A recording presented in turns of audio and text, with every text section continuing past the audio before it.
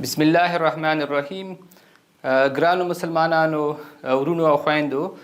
دا د لمانځه د اصلاح یا د لمانځه د زده کړې دریمه برخه ده چې دغه برخه د لمانځه د طریقې په اړه باندې ده. او د دې نه مخکې دوه برخې چې وي، لومړۍ برخه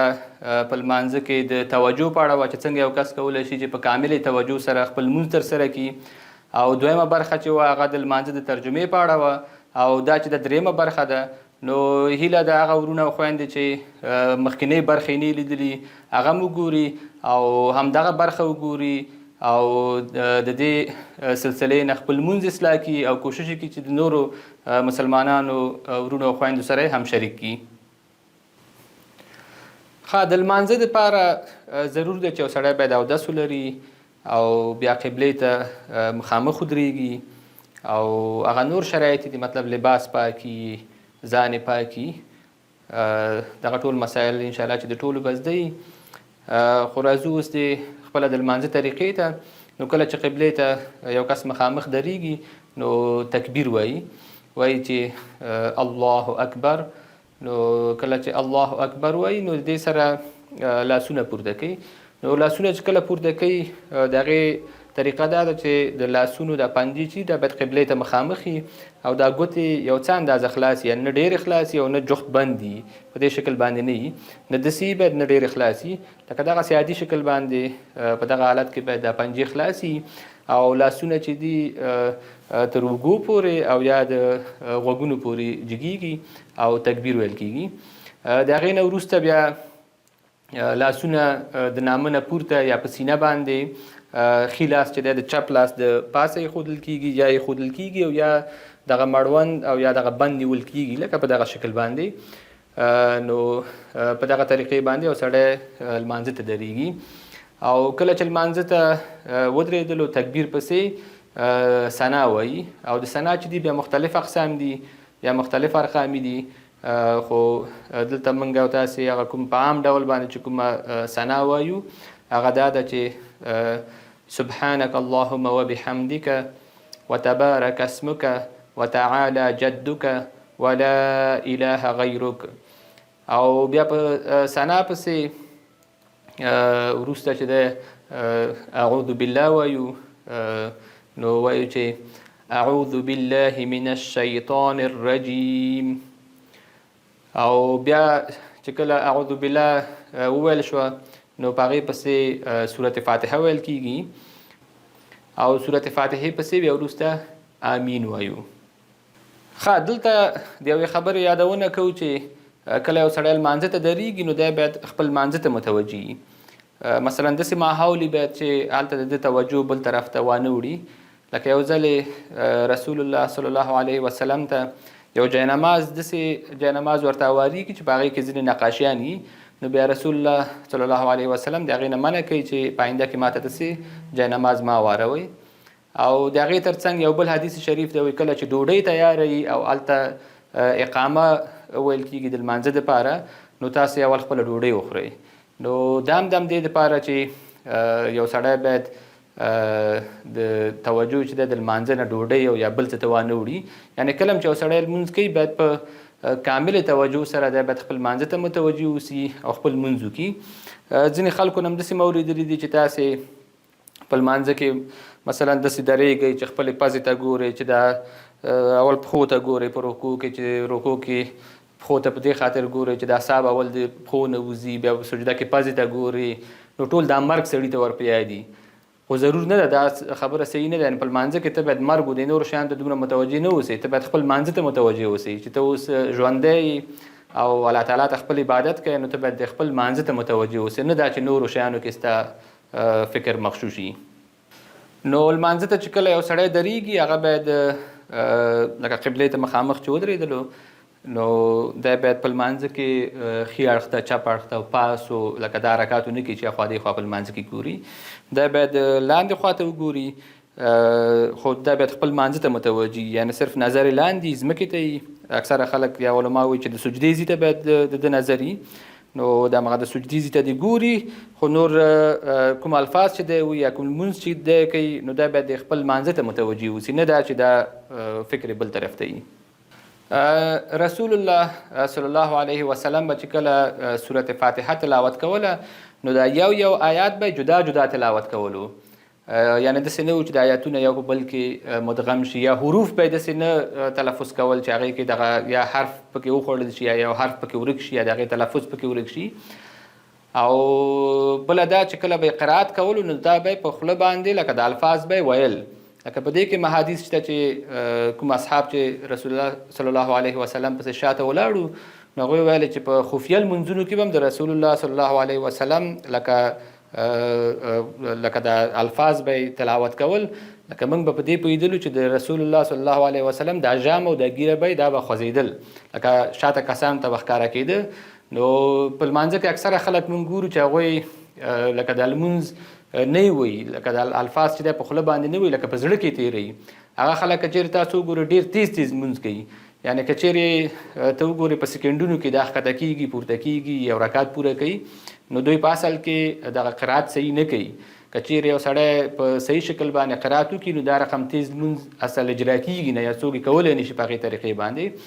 لکه د مثال په ډول که یو سړی په لمانځه کې په دې شکل باندې سورت فاتحه وایي چې الحمد لله رب العالمین الرحمن الرحیم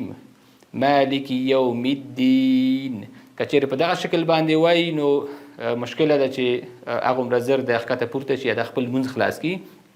نو د رسول الله صلی الله علیه وسلم به د سورت فاتحې د قرات کولو دغه طریقه وه. په سورت فاتحې پسې به رسول الله صلی الله علیه وسلم په مختلفو د لمانځه په وختونو کې په ځینو لمانځونو کې یا ځینو وختونو کې به یې اوږده سورتونه تلاوتول، په ځینو وختونو کې به یې متوسط سورتونه تلاوت کول، کله به یې ځینې لنډ آیاتونه تلاوت کول او کله به یې دغه واړه سورتونه تلاوت کول. خو یو شي ته باید متوجه اوسو چې هیڅ کله هم رسول الله صلی الله علیه وسلم لمونځ تیز نه دی کړی، لکه په تیزۍ نه دی کړی، لنډ سورتونه یې ویلي دي. یو مشهور حدیث دی چې یو ځل رسول الله صلی الله علیه وسلم د سهار په لمانځه کې دغه سورتونه لنډ سورتونه وایي لکه لمونځ ترسره کوي، نو بیا اصحاب ته یې پوښتنه کوي چې نور وختونو خو به تاسې اوږده سورتونه ویلې یا ډېر آیاتونه به هم تلاوت کول، نو دا ځل څنګه تاسې لنډ آیاتونه وویلې؟ نو بیا رسول الله صلی الله علیه وسلم ورته وایي چې ما شاته د ماشوم ژړا واورېدله، فکر مې کولو چې د هغې مور کیدای شي موږ سره په لمانځه ولاړئ، نو د دې دپاره چې هغه مور خپل ماشوم ته رخصت شي نو لمونځ مې لنډ وکړو. نو دلته یو شي ته متوجه اوسئ چې لنډ لمونځ کول او زر زر لمونځ کول دا سره فرق کوي. لنډ په دې معنا چې ته دغه صورتونه لنډ ووایې لکه واړه یې ووایې، دا نه چې صورت ته په تیزۍ سره ووایې یا غلط یې ووایې، یا دا چې رکوع او سجده ته په تیزۍ سره وکړي، نه، هېڅ کله رسول الله صلی الله علیه وسلم لمونځ په تیزۍ نه دی کړی. لنډ اوږده لمونځونه یې کړي دي، داسې لمونځونه یې هم کړي چې په ساعتونو ساعتونو کې 2 رکعته لمونځ کړی دی، لکه 2-3 سپارې په یو رکعت کې ویلي دي. خو داسې هېڅ کله هم نه دي کړي چې د هغې د رکوع کیفیت دې خراب وي یا د سجدې کیفیت دې خراب وي یا د قیام کیفیت دې خراب وي. نو زمونږ خلک ځینې وخت دغسې احادیثو په اورېدو سره چې رسول الله صلی الله علیه وسلم دغه لنډ صورتونه تلاوت کړي دي نو دوی داسې فکر کوي چې یاره کیدای شي دغه لمونځ تیز کړی، خو په تیزۍ باندې لمونځ نه دی کړی. لکه د 2 شیانو موږ او تاسې فرق وکړو، یو په لنډ لمونځ کول دي او یو چې په تیزۍ او په چټکۍ سره لمونځ کول دي. نو رسول الله صلی الله علیه وسلم په چټکۍ یا په تیزۍ سره لمونځونه نه دي کړي، او لمونځونه یې کړي دي، لنډ لمونځ یې کړی دی، اوږده یې کړي دي، خصوصا کله به چې په جماعت کې وو نو په ځینو وختونو کې به د لمونځ لنډ کولو، لکه په لمانځه کې به یې لنډ صورتونه ویل. دا نور لمانځه کیفیت چې دی په دې کې به کوم تغییر نه و، لکه په دې کې به خرابي نه وه. اوس نن سبا چې اکثره خلک موږ ګورو په دې جوماتونو کې هم ګورو نو په لمونځونو کې ډېر زیات مشکلات دي. نو هر سړی باید کوشش وکړي چې د لمانځه هغه طریقه چې رسول الله صلی الله علیه وسلم او اصحابو سره لمونځ کولو موږ او تاسو باید کوشش وکړو چې هغه زده کړو او په هماغه طریقې باندې لمونځ وکړو. ګورئ چې په هر حالت کې یو کس کله چې یو کس ځان سره لمونځ کوي، لکه موږ او تاسو یو فرق ګورو، کله چې یو څوک په جهري یا په جهر سره قرات کوي نو د هغې قرات کوشش کوي ډېر ښایسته قرات وکړي تر څو هغه شاته خلک پوه شي چې یاره دغه امام یا دغه کس چې دی ډېر ښایسته قرات کوي. نو بیا چې کله خفیه لمونځونو ته شي چې وګورئ هغه قرات بیا په هغې رقم نه وي، ځکه معلومیږي هلته چې صورت فاتحه فرض کړه په څومره وخت کې وایي، بیا چې په خفیه لمونځ کې وګورئ نو هغه صورت فاتحه د هغې په 15 حصه وخت کې هم نه وایي، یعنې د هغې نه هم په کم وخت کې وایي. خو اصول دا دي چې کله ته خفیه لمونځ هم کوې نو په دغه خفیه لمونځ کې هم ته باید دغه قرات په ښایسته شکل سره وکړې، لکه څنګه چې په هغه جهري کې کولو په همغه شکل سره باید دغه قرات وکړې، د ځان سره یې خفیه وکړې، هماغومره وخت پرې واړی، نه دا چې خفیه لمونځ کې یو رقم قرات کوي او بیا په جهري کې بل رقم قرات کوي، او یا فرض کړه یو کس د ځان سره لمونځ کوي نو دا باید داسې کوشش وکړي داسې یو ښایسته آواز او په ښایسته انداز سره لکه په ترتیل سره دا باید دغه قرات وکړي چې هر حرف چې دی واضح واضح باید دا ځان سره قرات کړي، او د هر آیات په آخر کې دا باید وقف وکړي، ودرېږي، او ډېر په آرامۍ سره او ډېر په ادب او په احترام سره باید قرات وشي. په صورت فاتحه پسې وروسته د قرآن کریم یو څو آیاتونه یا یو صورت ویل کیږي. د مثال په ډول موږ وایو صورت اخلاص به ووایو چې قل هو الله احد الله الصمد لم یلد ولم یولد ولم یکن له کفوا احد. نو په دې پسې لکه لږه وقفه باید وشي دلته کله چې دغه صورت ویل کیږي یا د قرآن کریم آیاتونه ویل کیږي نو یو څه باید یو سړی ولاړي وقفه نو هغې نه وروسته د مثال په ډول ولم یکن له کفوا احد الله اکبر، نو لکه یو څو سکنډه وقفه او د هغې نه وروسته تکبیر ویلو سره باید سړی رکوع ته ښکته شي. اوله خبره دا وه چې رسول الله صلی الله علیه وسلم به چې رکوع ته ښکته کېدلو نو د قرات نه وروسته به یې لږه وړه غوندې وقفه کوله یو څو سکنډه، بیا به رکوع ته ښکته کېده، او کله به چې رکوع ته ښکته شو نو دغه د لاس پنجې به یې خلاصې وي او زنګنونه به یې داسې د لاس په پنجو باندې نیول چې لکه یو څوک چې یو شی کلک نیسي، نو په دغه شکل باندې به یې خپل زنګنونه د لاسونو د پنجو په ذریعه باندې کلک نیول، او دغه څنګلې به یو څه اندازه بیرون طرف ته وتې وي، لکه دا رقم لاسونه به سیده نه وو په رکوع کې، لکه لاسونه به ځان سره لکه څنګلې به ځان پورې نښتې نه وي، څنګلې به یو څه اندازه د دې لکه دغسې لږ کوږواله به یې لرلو بیرون طرف ته به وتې وي. هغه د دې په خاطر هم چې په رکوع کې باید سړی چې کله رکوع په حالت کې نو د ده د ملا او سر چې دی دا باید سیده وي، لکه په رکوع کې باید لاندې وکتل شي، لاندې کتل کیږي او د سړي دغه ملا چې ده مکمله اواره او سیده وي. او د رکوع په حالت کې به تر هغې پورې په رکوع حالت کې پاتې کېدلو چې ښه په اطمینان سره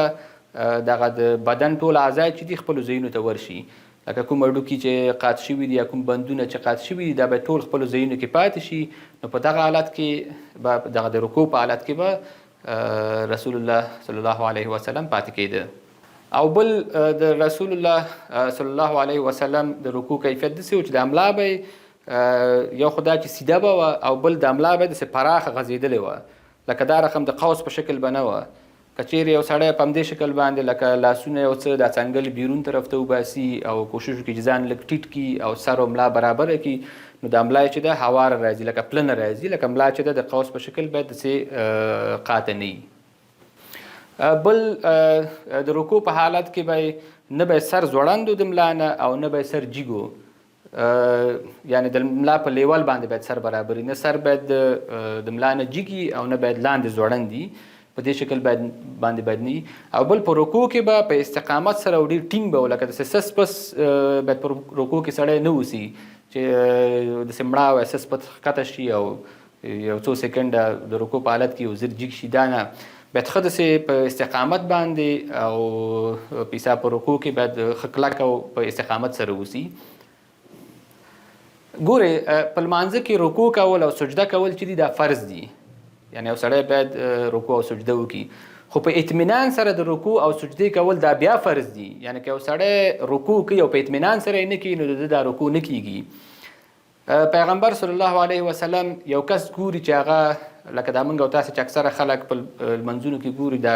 رکوع سجده چې زر زر کوي او لکه سر ټکوي، نو په دغه شکل باندې یو کس ګوري، نو پیغمبر صلی الله علیه وسلم وایي که چیرې دغه سړی په همدغه حالت کې مړ شو نو دا د محمد په دین باندې نه دی، یعنی بالکل د دین نه خارج ښیي چې که چېرې دغه کس په دغه شکل باندې مړ شو یعنی د لمونځونه نه دي کړي د لمونځونه غلط دي. یو بل حدیث شریف کې راځي رسول الله صلی الله علیه وسلم فرمایي چې دغه کسان چې لکه د سجده او په رکوع کې دغه ټونګې چې وهي نو د دغه خلکو په اړه باندې وایي د دوی مثال داسې دی د هغه وږي په څیر دی د دوی مثال یو څوک چې ډېر وږی یو هغه صرف 2 خرما وخوري او دغه 2 خرما د دې د لوږې یا د دې د مړېدو باعث ونه ګرځي. نو دغسې یو مثال یې ورکړی دی چې دغه خلک یعنی د دوی د لمونځونه صحیح نه کیږي صرف یو برخه د لمانځه کیدی شي د دوی وشي ځکه د دوی دا رکوع او سجدې چې دي په درست شکل باندې نه دي. په همدې اړه ابو هریره رضی الله تعالی عنه هغه فرمایي چې زه مې خپل خوږ ملګري صلی الله علیه وسلم یعنی رسول الله صلی الله علیه وسلم ښیي چې هغې زه په لمانځه کې د چرګ په څیر د ټونګې وهلو نه د ګیدړې په شان اخوا دېخوا کتلو نه او د بیزو په شان کېناستلو نه زه منع کړی یم. نو دلته هم که چېرې وګورو دغه د چرګ په څیر ټونګې وهل چې اکثریت خلک مونږ ګورو چې هم رکوع په همدې شکل باندې هم سجدې په همدې شکل باندې کوي نو د دې نه په کلکه منع راغلې ده او په حدیثو کې داسې معلومیږي چې د خلکو لمونځونه نه کیږي. یو بل ځای رسول الله صلی الله علیه وسلم فرمایي چې بدترین غل په سړیو کې هغه دی چې په لمانځه کې غلا کوي. نو اصحاب ترې نه پوښتنه وکړي چې یا رسول الله په لمانځه کې نو غلا څنګه کیږي؟ نو رسول الله صلی الله علیه وسلم ورته وایي هغه کس چې سجده او رکوع نه پوره کوي یعنی د پوره کولو لفظ ورسره راغلی دی چې کله یو سړی خپله سجده او رکوع نه پوره کوي نو دا چې ده په لمانځه کې غلا ده. نو دلته که چیرې متوجه شو دلته د رکوع او د سجدې د پوره کولو خبر راغلی نه دا د کیدلو یعنی یو سړی رکوع هم کوي او سجده هم کوي خو پوره کوي نه یعنی په اطمینان سره یې نه کوي. نو کله چې دا په اطمینان سره رکوع او سجده نه کوي دا په دې معنی چې دا په لمانځه کې غلا کوي او دې ته پیغمبر صلی الله علیه وسلم بدترین غل ورته ویلی دی چې دغه کس چې دی بدترین غل دی څوک چې په لمانځه کې رکوع او سجده نه پوره کوي. یو ځل رسول الله صلی الله علیه وسلم په لمانځه ولاړي او په لمانځه کې متوجه کیږي چې یو بل کس په لمانځه ولاړ دی او هغه سجده او رکوع صحیح نه کوي. نو پیغمبر صلی الله علیه وسلم چې کله خپل لمونځ سر ته ورسي او سلام واړي نو په خلکو باندې غږ وکړي او ورته ووایي چې هغه لمونځ نه صحیح کیږي په کوم لمانځه کې چې د هغې په رکوع او په سجده کې دغه د ملا تیر چې دی خپل ځای ته ورنشي لکه د ملا دغه هډوکي چې دي د تیر هډوکي چې دي دا خپل ځای ته ورنشي یعنی داسې په سپرینګي شکل باندې رکوع او سجده کول دا درست نه دي. کله چې یو کس په درست شکل باندې د رکوع حالت ته لاړ نو په هغه ځای کې د رکوع خپل اذکار دي چې هغه ویل کیږي. په رکوع کې ډېر زیات اذکار دي ډېر اوږده اوږده اذکار هم شته خو موږ او تاسې دلته چې په عام ډول باندې کوم ذکر وایو هغه سبحان ربی العظیم دی. نو دغه ذکر هم باید په صحیح شکل باندې په ترتیل سره وویل شي لکه په تیزۍ سره ونه ویل شي. اکثره وختونو کې خلک دومره په تیزۍ باندې وایي چې سبحان ربی العظیم که نه ډېر په تیزۍ او په چټکۍ سره وایي نو سبحانه په ځای سبحانه وایي ربی العظیم په ځای ربی العظیم وایي نو دا درسته نه ده. یعنی باید هغه هر حرف چې څه رقم په عربي کې دی په هماغه شکل باندې دا باید قرات کړی شي ولوستلی شي. نو په رکوع کې 3 ځلې او یا د 3 ځلو نه زیات چې څومره زیات یو سړی لوستلی شي هماغومره ښه ده. نو سبحان ربی العظیم سبحان ربی العظیم سبحان ربی العظیم نو 3 ځلې کم از کم 3 ځلې او د 3 ځلو نه یو کس کولی شي چې په زیاته اندازه باندې په رکوع کې دغه اذکار ووایي. رسول الله صلی الله علیه وسلم به کله کله رکوع ډېره زیاته اوږده هم کوله ډېر نور اذکار به هم پکې ویلې. خو که چېرې موږ او تاسې کله کله غواړو چې په لمانځه کې د خپل لمانځه ته ښه متوجه شو نو د 3 ځلو نه په زیاته اندازه تاسو دا اذکار ووایئ. مثلا یو ځل کوشش وکړئ چې 15 ځلې 7 ځلې 9 ځلې 11 همداسې دا 3 ځلې چې وویلې نو دې پسې 2 ځلې همدغسې اضافه کوئ چې هر څومره ځلې پورې تاسو وویلې.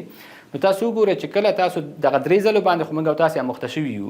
لکه دا داسې اتومات شکل کې زموږ ذهن ته راځي. خو که چیرې تاسو د 3 ځلو نه اضافه اذکار تاسو وایي یا 15 ځلې وایي یا د هغې نه زیات وایي، تاسو وګورئ چې تاسو په لمانځه کې د خپل رکوع ته څومره زیات متوجه کیږئ. نو کله کله کوشش کوئ چې د 3 ځلو نه زیات ځلې دغه اذکار تاسې په رکوع کې وایي. د رکوع نه راپورته کېدو په حالت کې یعنې یو سړی باید په رکوع کې په همدغه ځای کې وایي چې سمع الله لمن حمیده، یعنې په همدې جګېدو سره یعنې د سمع الله لمن حمیده د ویلو سره حرکت کیږي او سړی د رکوع نه راجګېږي او بیا همدغسې لکه ولاړي. نو لکه په دې ټول حرکت کې لکه د سمع الله لمن حمیده چې ته وایې نو دغه وخت کې نو ته د رکوع نه راجګ شوی او په ولاړه باندې بیا وایي چې ربنا ولک الحمد یا ربنا لک الحمد، دواړه حالتونه یې صحیح دي. او بل بیا په رکوع کې یعنې د رکوع نه چې کله سړی راپورته شي دا باید دومره اندازې پورې نیغ ودرېږي چې د ملا مورۍ هډوکي چې دي ټول یو بل ته بیرته ورشي. یعنې دا باید هغه د قاطېدو په حالت کې نه وي، یعنې مکمل یو سړی باید 100% بیرته سیده ودرېږي، ښه په اطمینان سره ودرېږي او د هغې نه وروسته بیا تکبیر ووایي او ښکته شي سجدې ته. یعنې دا باید دغه ټول حرکت باید یو ځای نه اوسي چې د رکوع نه یو سړی راجګېږي سمع الله لمن حمیده ربنا ولک الحمد الله اکبر بیا ښکته شي سجدې ته، په دې شکل باندې باید نه وي. یعنې د رکوع نه چې راپورته کېږي سمع الله لمن حمیده ولاړ دی، ربنا ولک الحمد او دې پسې بیا لږه وقفه بیا تکبیر وایي چې الله اکبر. د دې تکبیر ویلو سره لکه ستا حرکت شروع کېږي چې ته سجدې ته ځې. کله چې یو سړی د رکوع نه راپورته کېږي او سمع الله لمن حمیده وایي بیا ورپسې ربنا ولک الحمد وایي او په دې پسې تکبیر وایي چې الله اکبر او سجدې ته ښکته کېږي. نو سجدې ته ښکته کېدلو کې باید یو کس چې دی په لاسونو باندې ښکته شي، ځکه یو حدیث شریف کې راځي چې تاسې د اوښ په څېر سجدې ته مخ ښکته کېږئ یا د اوښ په څېر سجده مه کوئ. نو یعنې تاسې اول زنګنونه مږدئ، یعنې اول باید یو سړی لاسونه کیدي بیا زنګنونه ورپسې کیدي او بیا سر ږدي د سجدې دپاره. او بله خبره دا چې کله یو کس لمونځ کوي نو او سجدې ته ښکته کېږي نو ډېر په احترام او په ادب سره باید سجدې ته ښکته شي، داسې نه چې ځان وغورځوي او دربای خیږي چې سجدې ته ورکوزېږي. نو ډېر په احترام او ډېر په عزت سره او ډېر په قراره سره یو سړی باید سجدې ته ښکته شي، یعنې په عجلې سره باید یو کس سجده ونه کړي. اوس سجده باید څنګه وشي؟ کوشش وکړئ چې سجده اکثره خلک سجده ډېره نږدې کوي. نو کله چې زنګنونو ته نږدې یا خپل بدن ته راټوله نږدې سجده کوي نو په دغه صورت کې د هغه د سجدې چې کوم کیفیت دی هغه پکې خرابېږي. کوشش وکړئ چې سجده یو څه اندازه لرې ولګوئ او لاسونه پراخه کېښودل شي، یعنې لاسونه یو څه پراخه کېښودل شي او سجده د هغې نه یو څه لرې کېښودل شي. یعنې که چیرې لاسونه د اوږو په اندازه باندې کېښودل شي او سجده د هغې نه یو څه لرې وکړی شي نو ډېر په هغه صحیح شکل سره سړی کولی شي چې سجده وکړي. بل دا چې کله سجده یو سړی ږدي نو دا د لاسونو پنجې چې دی باید خلاصې نه وي، دا باید د قبلې په طرف باندې او پنجې بند دي، لکه په دغه شکل باندې باید بند دي. نو د سجدې په حالت کې باید لاسونه یو څه لرې او پنجې بند دي او پنجې یا ګوتې چې دي دا باید د قبلې په طرف باندې. په سجده کې بله مهمه خبره دا ده چې په سجده کې زموږ او ستاسې 7 اندامونه یا 7 هډوکي هغه باید په ځمکه باندې یعنې په ځمکه لګېدلي، چې هغې نه 2 پښې دي، 2 زنګنونه دي او 2 لاسونه دي چې دا 6 کېږي او یو دا د پزې او د تندي هډوکی دی چې دا دواړه یو هډوکی دی یا په یو اندام حساب دي. نو دا باید ټول لګېدلي او په سجده کې باید سړی کوشش وکړي چې په پزه او په تندي باندې په یوه اندازه فشار وي، په لاسونو په پزه او په تندي باندې دا فشار چې دی دا باید په یوه اندازه وي. بله مسله په سجدې کې دا ده چې کله یو کس سجده لګوي نو د هغې باید دا څنګلې چې دي دا د ځمکې نه هم پورته وي او د بدن سره یا د څنګونو سره دا باید لګېدلي نه وي. یعنې د سجدې په حالت کې باید څنګلې په ځمکه نه وي لګېدلي. اکثره خلک په ځمکه باندې یعنې څنګلې په ځمکه باندې ږدي چې د دې نه رسول الله صلی الله علیه وسلم د سجدې کولو نه منع راوړې ده او موږ تاسو ته نه منع کړي یو او حتی ویلي دي چې تاسو د سپي په څیر سجده مه کوئ. او ورپسې بله مهمه مسله کله چې یو کس سجده کوي نو شاته پښې چې دی لکه دا پوندې باید یو بل سره بیرته لګېدلي، یعنې شاته پښې باید بند وي. په دې شکل باندې باید یو سړی سجده وکړي. بله خبره دا چې په سجده او په رکوع کې دا د کالیو راټولولو نه هم منع راغلی دی چې یو کس خپل کالي راټولوي رکوع کې یا چې سجده کوي. ځینې خلک اوس هم موږ ګورو چې دا خپل څادر چې مخ ته اچولی نو کله چې سجدې ته ښکته کېږي نو دا خپل څادر داسې راټول کړي، بیا په همدې ځای کې سجده ولګوي، لکه په لاسونو یې راټول کړي. د دغه حرکاتو نه یا د دغه عملونو نه هم رسول الله صلی الله علیه وسلم منع راوړې ده. سجده باید په ډېر هغه صحیح انداز سره څنګه چې موږ تاسو ته لارښوونه شوې ده یا د هغې ښوونه شوې ده باید په هماغه طریقې سره موږ تاسې سجده ادا کړو. لکه څنګه چې په رکوع کې د دې یادونه وشوه چې رکوع فرض ده خو په اطمینان سره بیا رکوع کول هم فرض دي، همداسې سجده چې فرض ده نو په اطمینان سره د سجدې کول چې دي دا هم فرض دي. په دې اړه بیا یو حدیث شریف ده هغې باندې بحث کوو. یو کس چې کله سجده کوي نو سجدې ته چې ښه په اطمینان سره کوز شو، په همدې کوم اصول چې دي د سجدې په همدغه طریقه باندې چې کله سجده ولګوله نو په دغه وخت کې به د ښه په اطمینان سره د اذکار ووایي چې سبحان ربي الاعلى سبحان ربي الاعلى سبحان ربي الاعلى. نو دا به ډېر په اطمینان سره او ډېر په قرار سره او ځینې وختونو کې سړی کوشش وکړي چې د 3 ځلو نه زیات ووایي تر څو دی نور هم په خپل مانځه کې متوجه اوسي او د خپل سجدې ته متوجه اوسي. او بیا چې د یوې سجدې نه راپورته کېږي نو ډېر په اطمینان سره باید کینی او په دغه حالت کې ځینې اذکار هم ویل کېږي. مثلا یو مشهور دی هغوی نه ده چې کله چې د سجدې نه سړی راپورته کېږي نو په دې کېناستو کې لکه د 2 سجدو ترمنځ نو رب اغفر لي رب اغفر لي کولی چې 2 ځلې دا ووایي، بیا د دې نه وروسته ډېر په اطمینان سره دویمې سجدې ته ښکته شي. یعنې ټول لمونځ باید ډېر په اطمینان او ډېر په قراره سره او ډېر په هغه اصولو باندې برابر باید ترسره شي. ما په دغه 2 ځایانو کې په دې باندې ډېر زیات ټینګار وکړو چې سجده په اطمینان سره باید وشي، رکوع په اطمینان سره وشي. یعنې رکوع یو سړی کوي سجده کوي خو دا باید په اطمینان سره وشي، ځکه دغه په اطمینان سره کول ضرور دي. په دې اړه د رسول الله صلی الله علیه وسلم یو حدیث دی، یو واقعه چې هغه په بخاري شریف کې او په نورو د حدیثو په کتابونو کې دغه واقعه ډېره مشهوره ده د لمانځه په اړه خصوصا چې په هغې کې د لمانځه اکثره حرکاتو په باره کې چې معلومات ورکړل شوي دي هغه په دغه حدیث کې نقل شوي دي. نو حدیث داسې ده چې رسول الله صلی الله علیه وسلم د مسجد په یوه برخه کې ناست دي او په دغه وخت کې جومات ته یو کس را داخلیږي او دغه کس لمونځ کوي او د لمانځه نه وروسته راځي رسول الله صلی الله علیه وسلم ته سلام اچوي او په دغه وخت کې رسول الله صلی الله علیه وسلم ورته وایي چې ارجع فصلی فانک لم تصلی، ورته وایي چې وګرځه لمونځ یې وکړه ځکه تا لمونځ نه دی کړی. دا کس بیا ځي لمونځ کوي، بیا په هماغه رقم باندې لمونځ کوي، بیا راځي رسول الله صلی الله علیه وسلم ته سلام اچوي، بیا ورته رسول الله صلی الله علیه وسلم وعلیکم وایي، بیا ورته وایي چې ارجع فصلی فانک لم تصلی. نو بیا ورته وایي چې ځه لاړ شه لمونځ یې وکړه ځکه تا لمونځ نه دی کړی. بیا دا کس لمونځ کوي، درېیم ځل دپاره چې بیا راځي عین خبره بیا ورته کوي. نو دغه وخت کې دغه کس ورته وایي چې یا رسول الله ته یې راته وښیه چې لمونځ څنګه وکړم.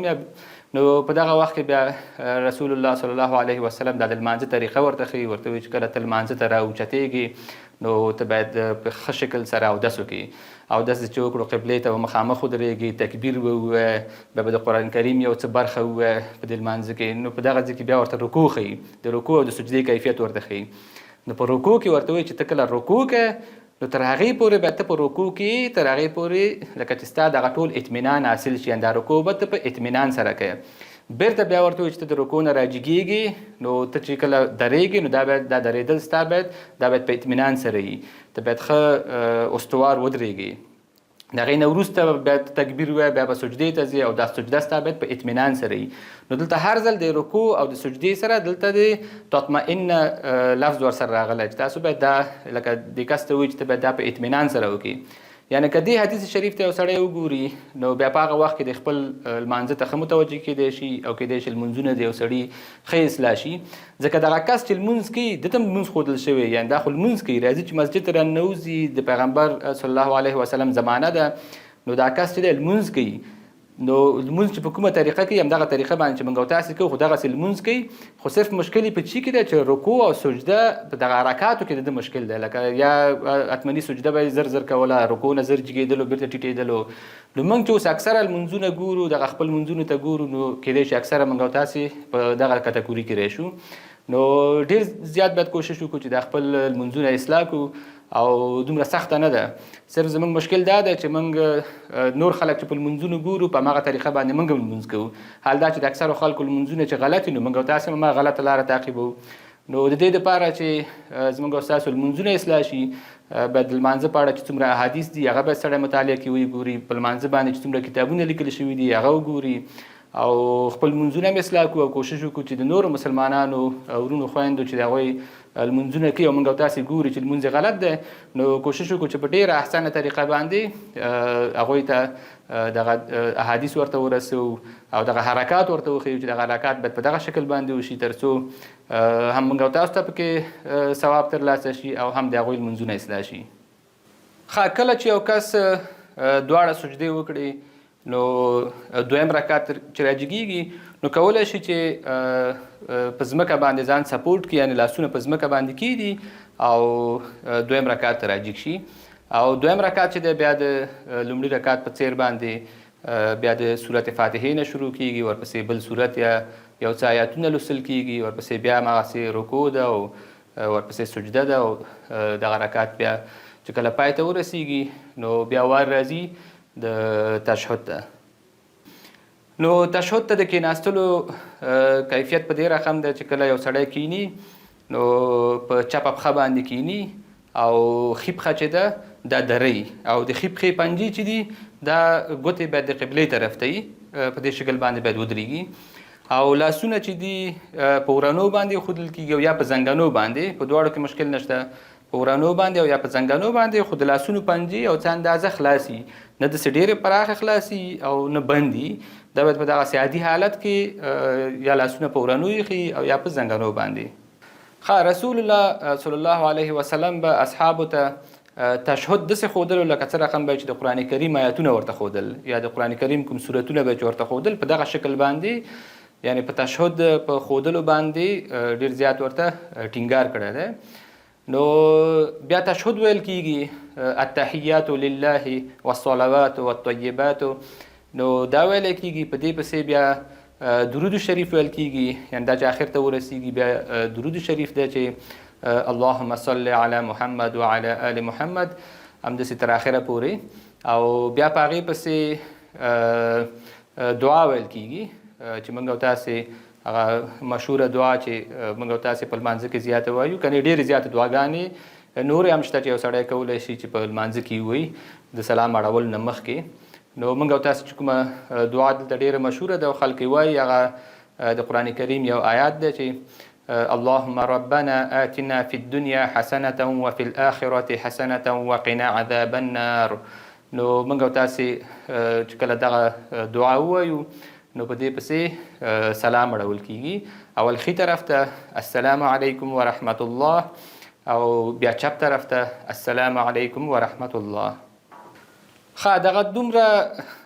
د لمانځه په اړه معلومات چې موږ او تاسې اوس پرې بحث وکړو او اوس راځو همدغه ټول حرکتونه او دغه فعالیتونه په عملي شکل په لمانځه کې ترسره کوو. الله اکبر، سبحانك اللهم وبحمدك وتبارك اسمك وتعالى جدك ولا إله غيرك، أعوذ بالله من الشيطان الرجيم، بسم الله الرحمن الرحيم، الحمد لله رب العالمين، الرحمن الرحيم، مالك يوم الدين، إياك نعبد وإياك نستعين اهدنا الصراط المستقيم صراط الذين أنعمت عليهم غير المغضوب عليهم ولا الضالين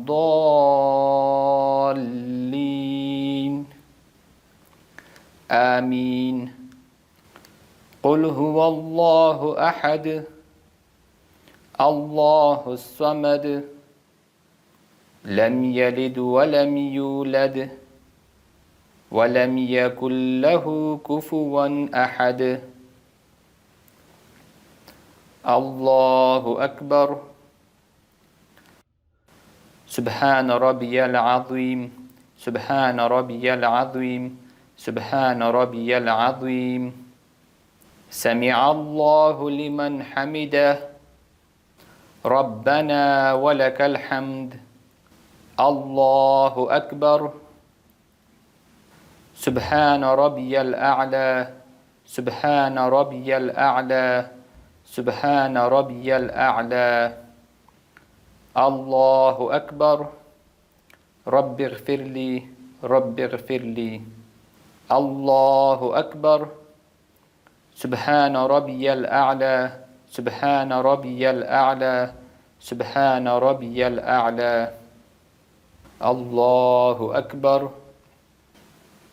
التحيات لله والصلوات والطيبات. السلام عليك أيها النبي ورحمة الله وبركاته. السلام علينا وعلى عباد الله الصالحين. أشهد أن لا إله إلا الله وأشهد أن محمدا عبده ورسوله. اللهم صل على محمد وعلى آل محمد كما صليت على إبراهيم وعلى آل إبراهيم إنك حميد مجيد. اللهم بارك على محمد وعلى آل محمد كما باركت على إبراهيم وعلى آل إبراهيم إنك حميد مجيد. اللهم ربنا آتنا في الدنيا حسنة وفي الآخرة حسنة وقنا عذاب النار. السلام عليكم ورحمة الله. السلام عليكم ورحمة الله. دا د لمانځه طریقه وه او دغه طریقه د ښځې او د نر دواړو دپاره همدا شان ده، یعنې ښځه او نر دواړه کولی شي چې په همدې طریقې باندې لمونځ وکړي. او په دغه ویډیو کې دغه کوم پروګرام چې موږ جوړ کړی و کیدای شي په دې کې به ځینې اشتباهات به وي. نو که چېرې تاسې کومه برخه داسې پکې ګورئ چې هغه درسته نه ده، نو کولی شئ چې بیرته زموږ سره شریکه کوئ تر څو په راتلونکي خپرونو کې په هغې باندې بیرته اصلاحي بله ویډیو سړی جوړه کړي. اصلي هدف دا ده چې موږ او تاسو باید کوشش وکړو چې خپل لمونځونه اصلاح کړو. مطمئن یم چې د همدې ویډیو په کتلو سره که چېرې یو څوک وګوري نو د اکثرو خلکو یعنې د ډېرو خلکو لمونځونه به ورسره اصلاح شي او هغه برخو کې که چېرې کومه غلطي موجوده ده انشاءالله چې هغې باندې به کوشش کوو چې په آینده کې هغه اصلاح کړو. او تاسې هم کوشش وکړئ ځکه لمونځ چې دی یو ډېر مهم عبادت دی. موږ او تاسې په ورځ کې کم از کم 5 ځلې موږ او تاسې دغه عبادت کوو، نو باید کوشش وکړو چې په صحیح طریقې سره یې وکړو. نو یو سړی باید د دې دپاره چې لمونځ اصلاح شي د لمانځه په اړه باندې چې څومره احادیث راغلي دي هغه باید مطالعه کړي وګوري، او څومره کتابونه چې لیکل شوي دي سړی کوشش وکړي چې هغه مطالعه کړي. او خدای دې وکړي چې دغه پروګرام چې موږ تاسو ته ترتیب کړی چې د دې نه تاسو یو څه زده کړي، او هیله ده چې تاسو دغه معلومات د نورو سره هم شریک کړئ.